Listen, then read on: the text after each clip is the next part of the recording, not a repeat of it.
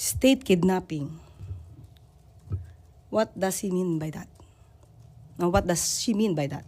State kidnapping. Well, I guess I have to stick with the word kidnapping. Ano-ano po ba yung elements ng kidnapping? Ba? Pagkuha ng sapilitan ng walang otoridad.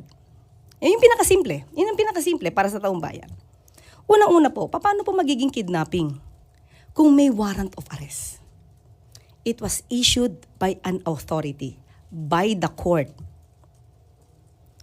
Kapag ka po meron ng issuance ng anumang order from the court, we have to comply. Especially sa ating po nangyari ay through Interpol.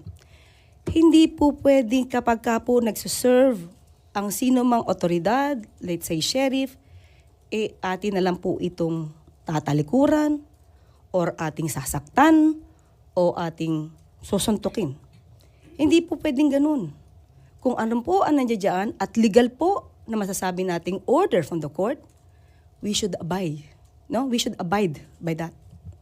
So wala po ako nakikitang kidnapping dahil hindi nga po ito sa pwersahan at lahat po ng elemento na dapat pong gamitin para maging masabing valid yung warrant of arrest at yung paghingi ng assistance ng Interpol ay nandiyan naman po. Kompleto po tayo ng papel.